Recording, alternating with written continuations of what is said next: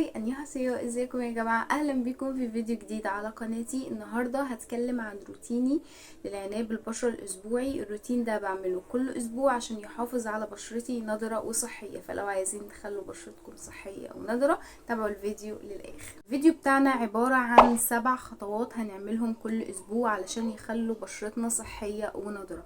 فيلا بينا على الخطوة الاولى. اول خطوة التنظيف بعمق. اول حاجة بعملها ان انا بنضف بشرتي بعمق. يعني ايه؟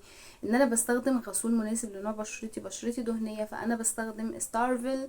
كل اللي انا بعمله ان انا بغسل وشي كويس جدا، وعشان اتخلص من اي شوايب في بشرتي او اي اوساخ هي مش ظاهرة.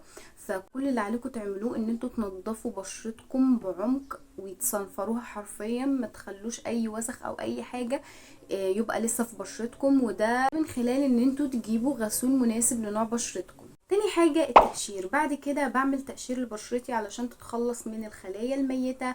بستخدم مؤشر يكون حبيباته تكون ناعمة، وكمان بحركه على وشي حركات دائرية بالراحة مش بغباء.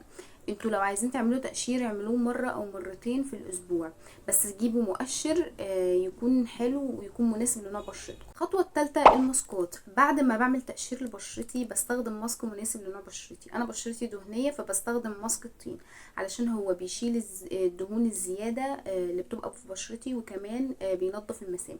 انت لو بشرتك جافة استخدمي ماسك مرطب.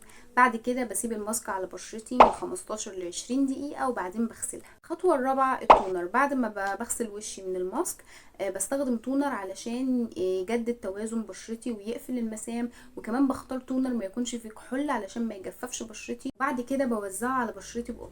خامس خطوة السيرم. دلوقتي جه وقت السيرم.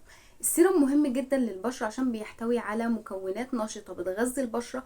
انا بختار السيرم اللي غني بالفيتامينز زي فيتامين سي وزي حمض الهيرولونيك. بعد كده بوزعه على وشي ورقبتي. خطوة الترطيب. لازم ترطبي بشرتك كويس جدا، مهما كانت نوع بشرتك لازم ترطبيها برضو. حتى لو كانت دهنية زي بشرتي تقولي لي دي دهنية بترطب نفسها بنفسها، لا انت لازم ترطبي بشرتك. كل اللي انا بعمله ان انا بجيب كريم المرطب بتاعي وبحطه على بشرتي بحركات دائرية علشان يشجع الدورة الدموية وينشطها في بشرتي. رابع خطوة واخر خطوة الحماية من الشمس.